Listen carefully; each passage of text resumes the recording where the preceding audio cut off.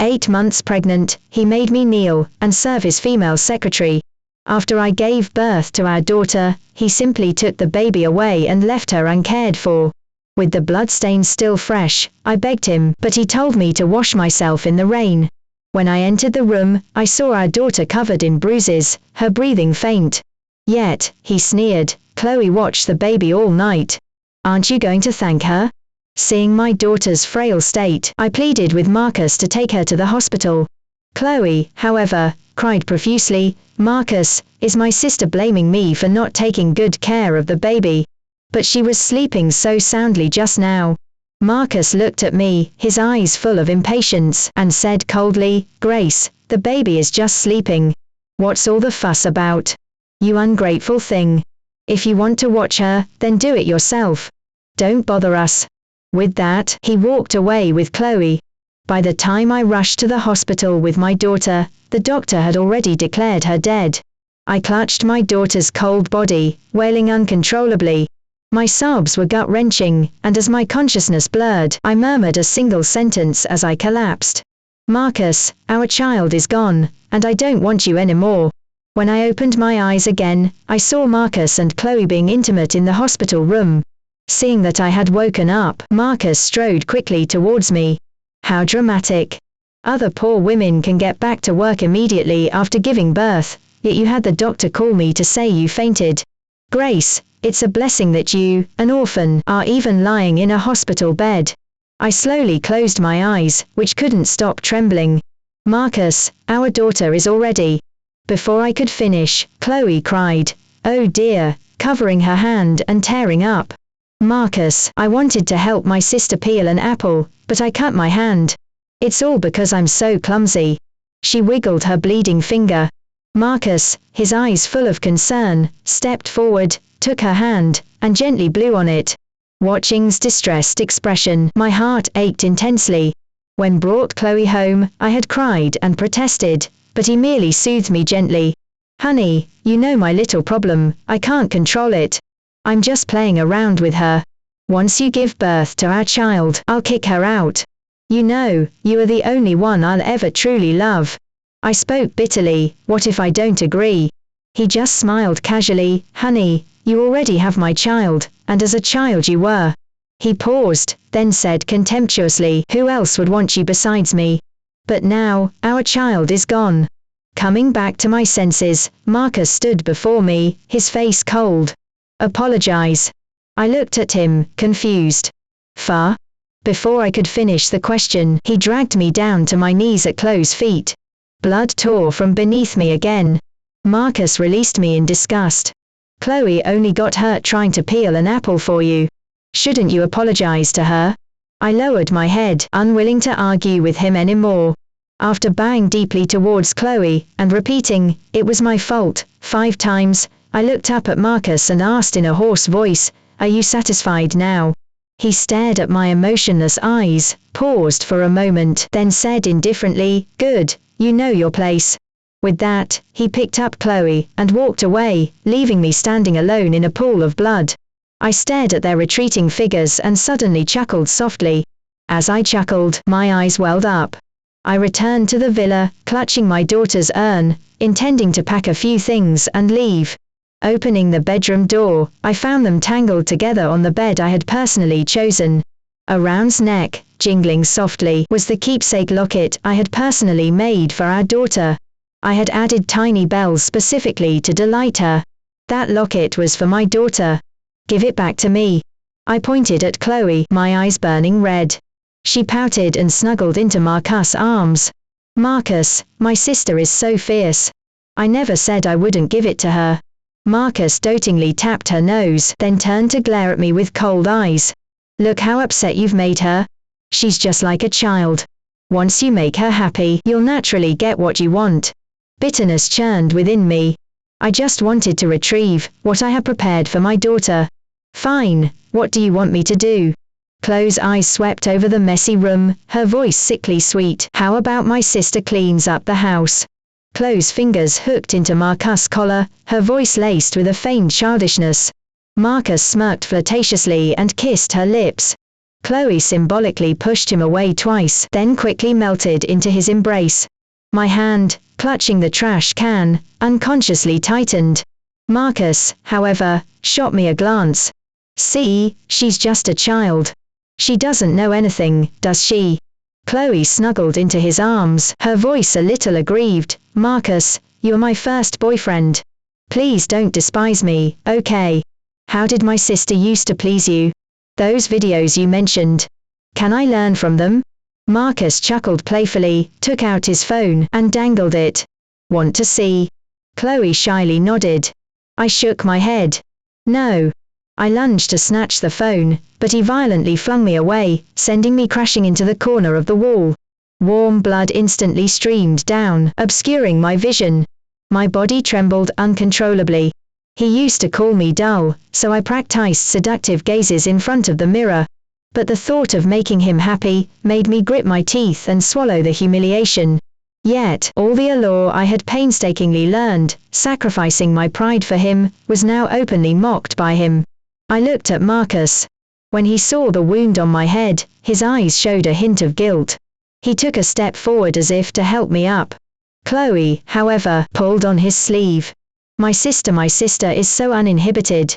She paused, then turned to me, drawing out her words. No wonder Marcus said you know so much. Did my sister have a lot of boyfriends before?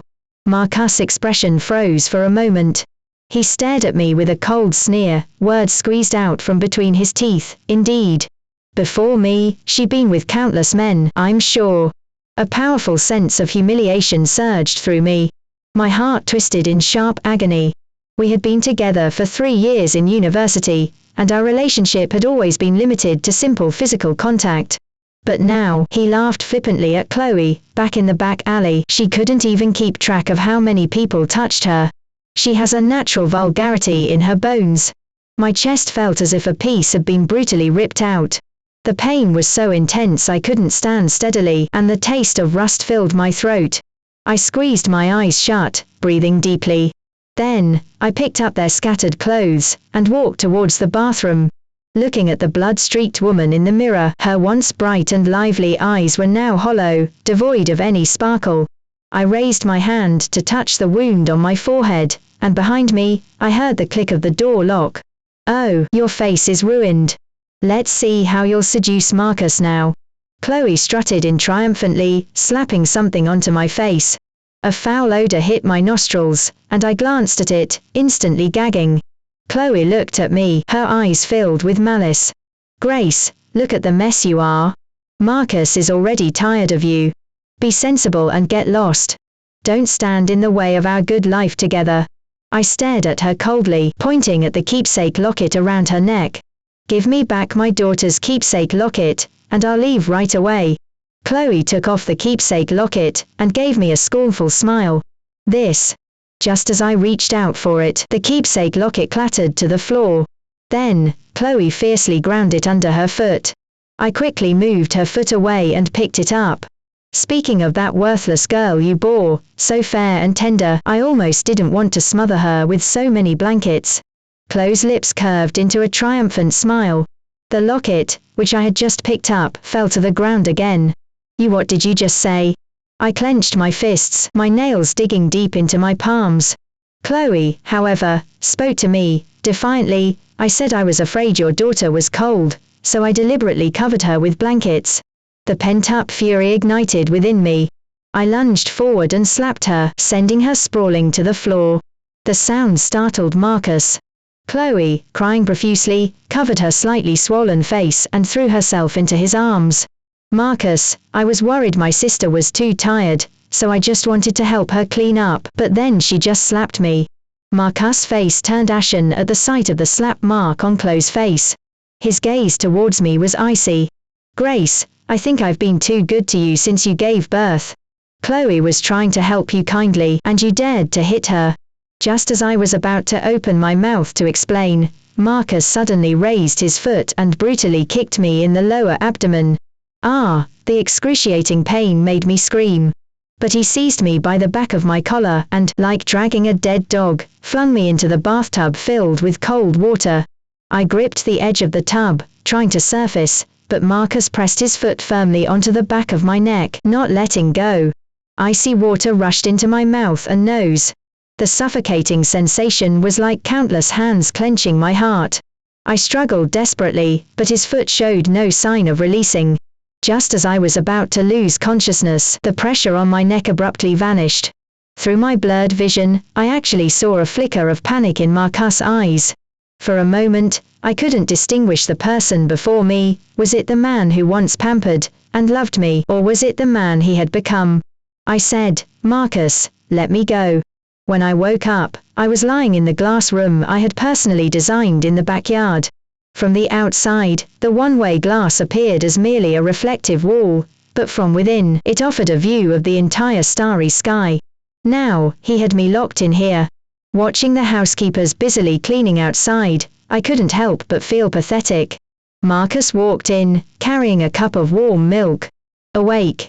I looked at him and said flatly, "Let me go." He froze for a moment, then chuckled as if he'd heard something amusing. "Stop messing around. Where would you go if you left me? This good life you have is all thanks to me. What else are you dissatisfied with? Besides, she's just a plaything for my amusement. Once I'm tired of her, I'll naturally send her away. Or..." He scanned me up and down, his eyes openly disdainful. "Or, if you satisfy me now, I'll send her away immediately. But, look at yourself right now." He gestured towards the full-length mirror with his chin. In the mirror, the woman's hair was disheveled, her lips cracked, red marks still on her neck, and her entire body looked wretched. "You, like this," he sneered, pinching my chin, "do you really think you can arouse my interest?" I stared at the wretched reflection in the mirror and suddenly burst out laughing, my laughter hoarse like a broken gong. Perhaps my laughter was too unsettling, for Marcus remained stunned for several seconds before speaking. "You gave me a daughter. When I'm done playing around, I'll naturally marry you. Stop acting up and trying to leave." When dragged me out of the glass room by my arm, I had already been starved for 3 days inside it. He forced me into an ill-fitting housekeeper's uniform, staring at me coldly. "Several housekeepers called in sick for Chloe today. You worked part-time as a housekeeper in university, so now's your chance to show off your skills." I lowered my eyes, silently gathered the dirty dishes, and plotted how to escape. Marcus' face darkened when he saw me ignore him. He then pulled me to the center of the room and, with a smile, raised his glass to the crowd. "Allow me to introduce everyone to this server. She's very capable, especially skilled at peeling shrimp. Please, don't hesitate to give her any instructions." After I understood Marcus' insult to me, a pot-bellied man pushed a plate in front of me. "Well then, server, if you please. The shrimp need to be devined, and the shells should be peeled off as if they were never there." Many people at the banquet had seen me before, and seeing Marcus make no move, they boldly started to mock me. "Oh, isn't this the poor student Mr. Marcus used to keep? People like them, what won't they do for money? I think this housekeeper's uniform suits her quite well. TSK, TSK." When she was clinging to Mr. Marcus' arm and acting spoiled, wasn't she talking about becoming Mrs. Marcus? How come now she can't even afford a decent dress? I clenched my hands tightly, mashing the shrimp in my grasp. Marcus seemed slightly displeased, but Chloe stepped in first, feigning concern. "Grace, dear, how did your hand get cut?" She pinched my bleeding fingertip and held it towards Marcus, her nail almost digging into my flesh. "Marcus, look. Grace's hands are like this from peeling shrimp for everyone." She looked tenderly at Marcus. "Or maybe I should do it." Marcus frowned and pulled out a tissue, not to wipe my blood, but to wipe the spot on his wrist, where she had touched me. "Why are you being so delicate? It's just a small scratch. Keep peeling. Chloe has been pampered since she was little, she can do these things." His attitude provoked a burst of laughter from the crowd. No sooner had Marcus finished speaking than someone pulled me half a step behind him. I looked back and saw a pair of eyes, filled with coldness. He stared at Marcus, a sarcastic smile playing on his lips. "Mr. Marcus, your family isn't so poor that you can't even afford a housekeeper, are they?" I was originally planning to discuss a collaboration with Mr. Marcus, but looking at your current situation, I doubt you even have the capital to operate. It seems this partnership is no longer worth mentioning. The raucous laughter that had just erupted abruptly ceased, as if choked off. This was William, the richest man in Metropolis City, who controlled half the energy, technology, and shipping industries. His investments could rescue bankrupt companies, and central bankers from various nations met him with deference. To him, a contract was merely a tool for probing. Marcus froze in place. William's protectiveness towards me was obvious. He looked at me, with an inquiring gaze. I ignored him completely, and turned to the man who had spoken up for me. Thank you, he smiled at me, then resumed his conversation with others. I paced back and forth inside the villa, contemplating how to escape. At a corner of the hallway, I overheard Chloe's anxious voice. Marcus, if that deal with Mr. William falls through, our company is truly finished. That clearly has an interest in Grace. If we just send Grace to him for one night, the contract might be secured. Marcus hesitated, remaining silent.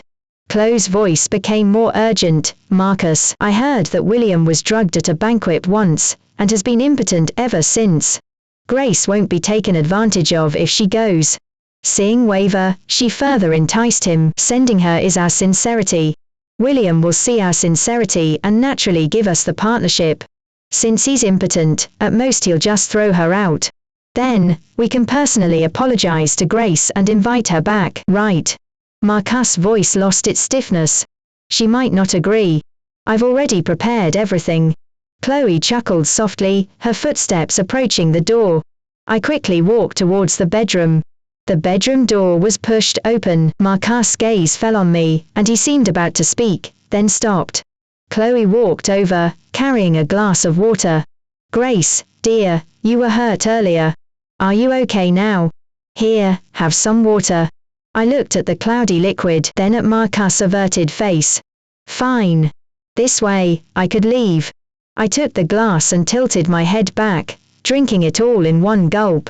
Marcus personally delivered me to William's house, then stood at William's gate for half the night, cigarette butts piling up on the ground. The cold wind made his ears ache. He was afraid that if William threw Grace out, and he wasn't there, she would cry. When she first got pregnant, she cried for half a day just because he was a few minutes late picking her up for the hospital. He had to coax her for a long time, before she'd let him touch her. Marcus thought that once Grace came out, he absolutely had to apologize to her properly. He had sent her to another man's house. Grace would certainly not forgive him easily. This little girl would probably be angry for a long time.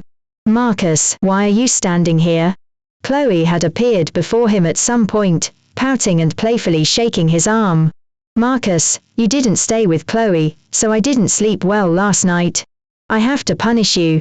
Marcus was somewhat displeased, but considering her relatively obedient behavior over the past few days, he patiently asked, how do you plan to punish me?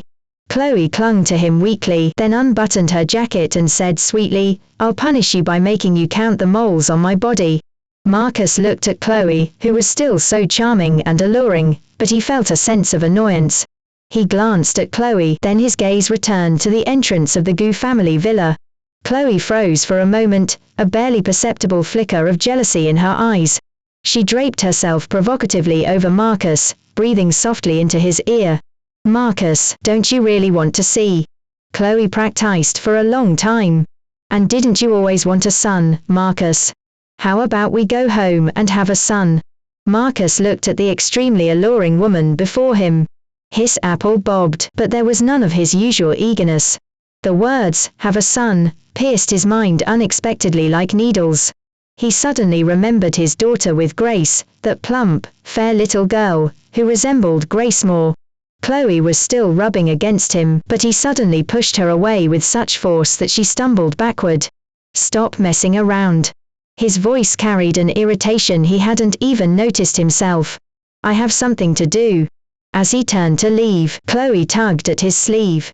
Marcus looked back and saw Chloe's eyes filled with grievance, but his heart remained unmoved. Marcus directly brushed her hand away, intending to go to the hospital and bring their daughter back. With their daughter there, Grace would surely forgive him more easily. As thought this, his steps actually became lighter. He arrived at the hospital, but he didn't know which room his daughter was in. He then called Grace, but the phone wouldn't go through. Marcus thought Chloe must have given her too strong a sedative, and she still hadn't woken up. He asked for Grace by name. The nurse recognized him. "Are you a friend of the child's mother?" The baby was premature and needed to be in an incubator, but she was discharged. The mother had just given birth, and went home to pick up the child, but the very next day she rushed back to the hospital with the baby. If she had come earlier, maybe the baby could have been saved. It's such a pity that such a beautiful little girl is gone. Marcus froze in place, somewhat in disbelief. The young nurse continued to chat. Yes, the baby's mother didn't even have anyone to look after her at the time. After she fainted, the doctor had to call the baby's father. But we never saw the baby's father come here. It's truly heartbreaking.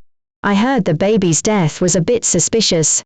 The doctor has already reported it to the police, but the baby's mother seems to be an orphan or unmarried, and we haven't been able to contact her yet. Sir, do you know where the baby's mother is? Marcus remembered Grace pleading with him that day to take their child to the hospital, but he had been entangled with Chloe instead. After hearing the nurse's words, he felt as if all the bones had been sucked out of his body. He stumbled backward violently, his back hitting the wall with a heavy thud. Marcus, in a daze, found himself back at William's gate. He tried to enter, but was blocked by expressionless security guards. He struggled forward a couple of steps. "I am here to pick up my girlfriend. What right do you have to stop me? Let out immediately." The security guard's face showed contempt. "Mr. Marcus, last night you personally brought Miss Grace here. Have you forgotten so quickly?" Marcus froze for 2 seconds, then spoke with forced resolve. "I want to see her now. Make her come out. If you keep holding her here, I'll call the police." The security guard remained unmoved. "Mr. Marcus, do as you wish. However, Miss Grace just said she doesn't want to see you again." Marcus was stunned for a moment, then glared bitterly at the guard. "Grace loves me so much. How could she not want to see me? You are definitely lying." Marcus was about to force his way in when his newly arrived assistant stopped him. "Mr. Marcus, this is what we just found." The assistant handed him a document. Inside, besides intimate photos of Chloe with another man, there was also a voice recorder. The moment the play button was pressed, Chloe's sweet, yet malicious voice came through. "That little bastard Grace gave birth to actually survived, but I covered her with several thick blankets, so she couldn't even cry. Marcus, that fool, only has eyes for me. How would he investigate a newborn girl? Honey, don't worry, I'll make sure our son inherits his Gu family's assets." Marcus instantly exploded in rage, punching the car. Blood streamed down his knuckles, but he didn't even notice. "Let's go." He turned around, his tone sinister. "To's place." Before getting in the car, he glanced up, seemingly seeing Grace looking back at him. My fingers clutching the curtain tightened sharply. Downstairs, Marcus was looking up at the second floor. Despite the dozens of meters between us, I felt shivers running down my spine, and couldn't stop trembling. My hand was suddenly taken. William stood beside me. "Don't be afraid. I'm here." I turned to look at William. He frowned, glancing at the man downstairs, then shielded me behind him and drew the curtains. I spoke softly, "Mr. William, thank you." William turned his head to look at me, his eyes filled with concern. "Gracie, you made the wrong choice." My memory suddenly flashed back to a charity gala during my university years. I was carrying a tray, walking towards the lounge, when I bumped into William at the end of the corridor. He was leaning against the wall, his shirt collar open. Worried that something had happened at the gala, I rushed over. "Sir, are you all right?" As soon as I got close, he abruptly pulled me into an empty room nearby. His burning hot palm gripped my wrist with such force that it felt like my bones would shatter. I was trembling uncontrollably from fear, but he instantly sobered up, released me, and stumbled backward. "I'm sorry." After saying that, he ran to the bathroom, and the sound of rushing water filled the air. Later, I learned he was William, the head of the Liu family. William somehow found my information, and started appearing before me periodically. After a while, I understood his intentions. But at that time, my heart and mind were entirely consumed by Marcus, so I directly rejected him. William stopped appearing before me, but I heard he remained single to this day, waiting for a girl who had once helped him. So when Marcus and Chloe conspired to send me to his bed, I knew this was my chance to escape. I looked up at William, whose eyes were filled with tenderness. "Gracie, where did your thoughts wander off to?" I lowered my head and smiled. Then I spoke directly. "Mr. William, I plan to go to Canada. Can you help me?" He seemed to want me to stay, his lips moved, but he merely nodded gently. Silence fell in the room. William spoke, "Let's go eat first." I nodded and followed him downstairs. After so many years, William still remembered my preferences. The dishes prepared were, without exception, all my favorites. "Mr. William, Marcus is here again, insisting on seeing Miss Grace." The security guard came in to report. A hint of ruthlessness flashed across William's handsome face. For so many years, William had always given me the impression of being gentle and refined. I never expected such a strong reaction from him, upon hearing Marcus' name. He turned to me, his gentle expression returning. "Don't be afraid. I'll make him leave." I shook my head. "I want to see him, and make things clear." William nodded, then, worried I might be cold, found a jacket and draped it over my shoulders.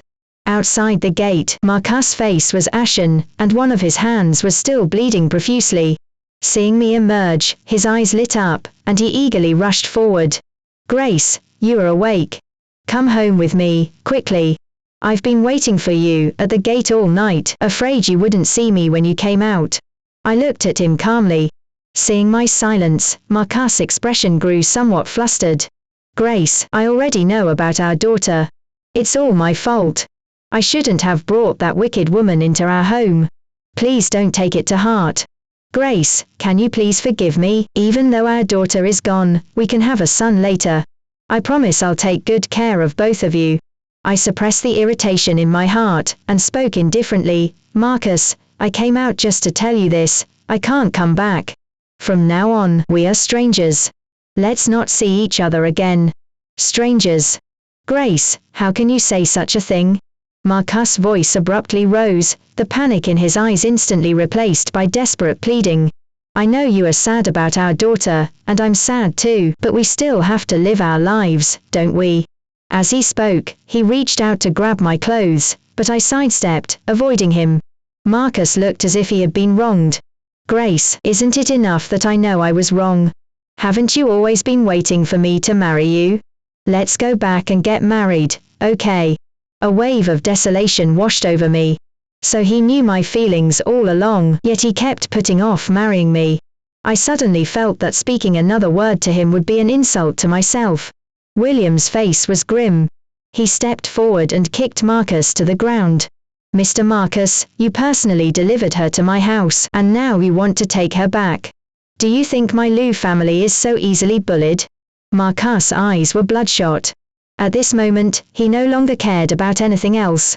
"William, she's my wife, the mother of my child, what's wrong with me taking her now? It was all that vile woman, who incited me yesterday, that's why I sent her here. Don't you think I am afraid of you just because you re the head of the Lou family? If you dare to hold Grace here any longer, I'll call the police and have you arrested right now."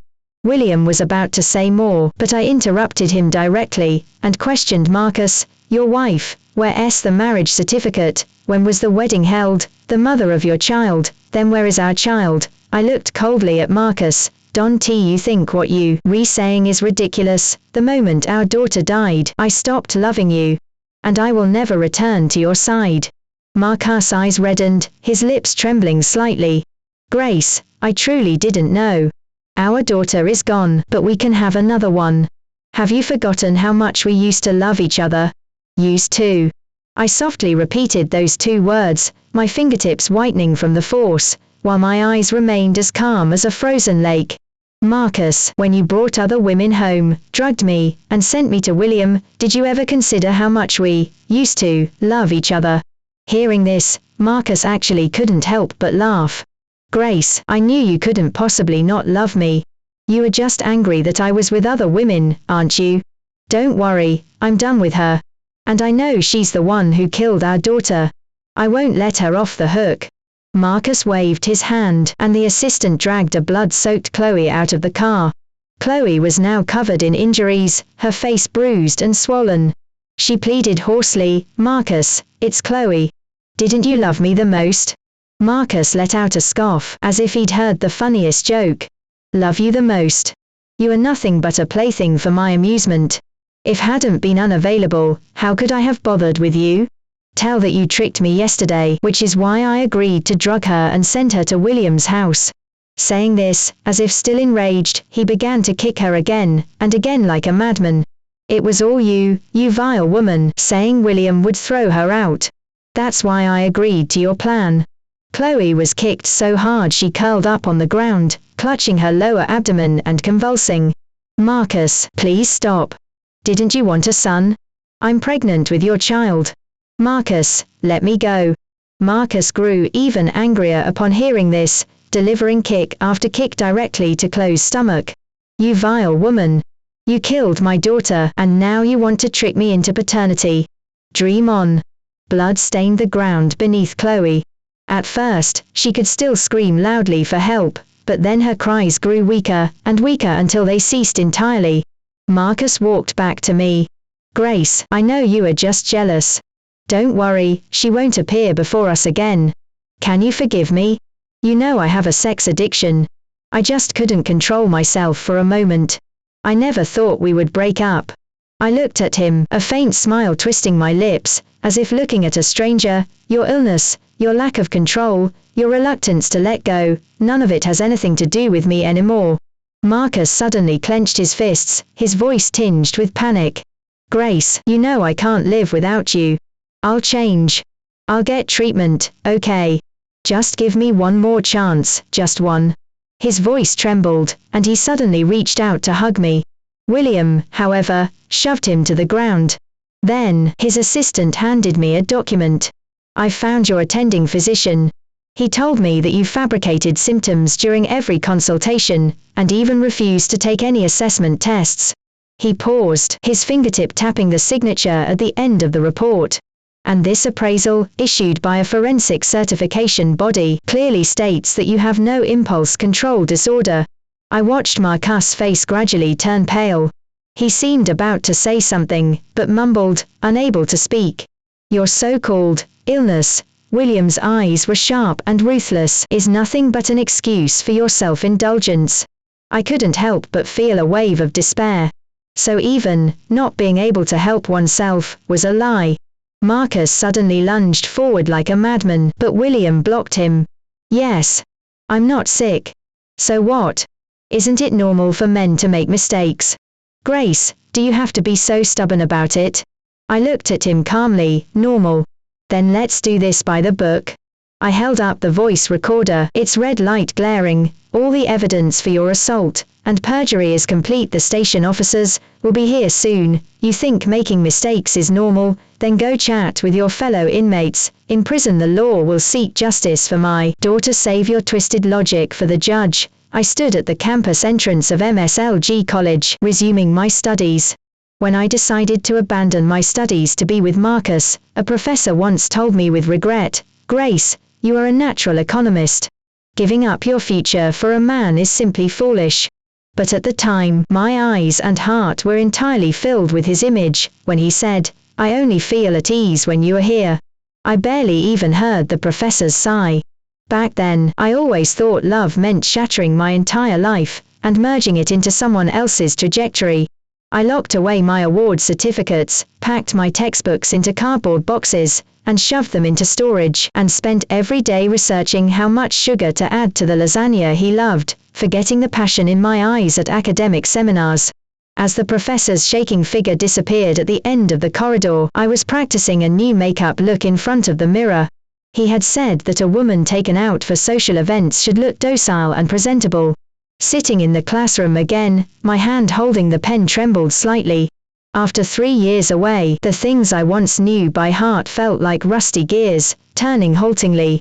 In the days that followed, my time was entirely consumed by my studies, leaving no room to think about anything else. On the day my defense concluded, William stood at the auditorium exit, holding flowers. I jogged a few steps to his side, nuzzling against him like a kitten.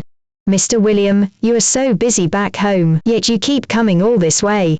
Aren't you worried William's mom will complain about you neglecting important matters? William ruffled my wind-blown hair, a smile playing on his lips. You are returning home soon.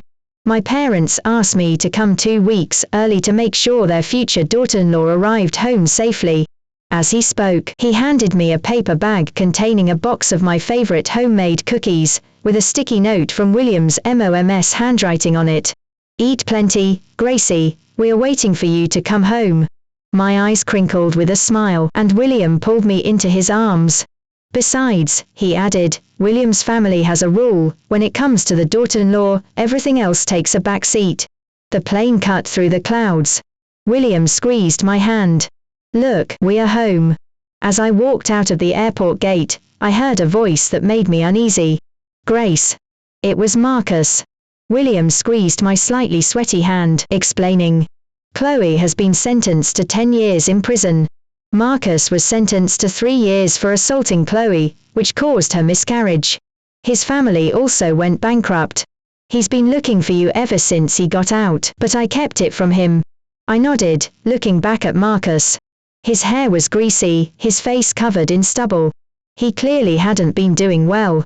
Marcus looked at me, his Adam's apple bobbing. His voice was raspy, like sandpaper. Grace, I know I was wrong. I didn't speak, just gazed at his eyes, once full of ambition, now only holding a shifty cowardice. William's palm was warm, holding my hand steadily, as if silently saying, don't be afraid. Marcus took half a step forward, but William subtly blocked him. Grace, I've been looking for you for so long. Can we start over? I tightened my grip on William's hand, then linked my other arm through his. I smiled at Marcus. Marcus, do you know? Expired milk can't be drunk, and people who are past their expiration date can't go back. Marcus' eyes turned bloodshot when he saw what I did. Grace, he's from William's family. He's so rich, he won't marry you. And you had my child, his family won't agree to let you into their home. Don't be fooled by his empty promises. Come home with me. We'll get married right away, okay? I won't make mistakes again. Just as I was about to reply to him, my phone rang. I raised the diamond ring on my right hand for Marcus to see, then answered the call on speakerphone. Hello, daughter-in-law, why aren't you home yet? I couldn't suppress the smile on my lips. William heard it, and a gentle warmth spread in his eyes. Mom, we'll be home in a bit. We just got delayed by a beggar on the way. William's mom's voice was laced with laughter. All right, hurry home then. I just told the housekeeper to put your favorite homemade cookies in the steamer so they'll be warm when you get back. That rascal William hasn't been giving you trouble, has he? If he dares to neglect you, I'll beat him for you. I couldn't help but laugh out loud, leaning closer to William. He's been great. He's been carrying my bags the whole way. William also leaned in. Mom, she has you protecting her. Even if I had 100 times more guts, I wouldn't dare. William's mom chided, don't try to steal my daughter-in-law. Let talk, I'm having a private chat with her. William and I walked past Marcus, moving forward, listening as William's mom chattered on about the new bedsheets she prepared for me, my favorite light purple, and how the jasmine on the balcony had bloomed, waiting for me to pick them. The sunlight streamed through the glass onto my shoulder, warm like William's mom's voice, blurring even Marcus' gloomy gaze. This story has concluded. Have you encountered similar emotional dilemmas? If it were you, what would you do? Leave your comments below and share your thoughts. Subscribe for daily updates.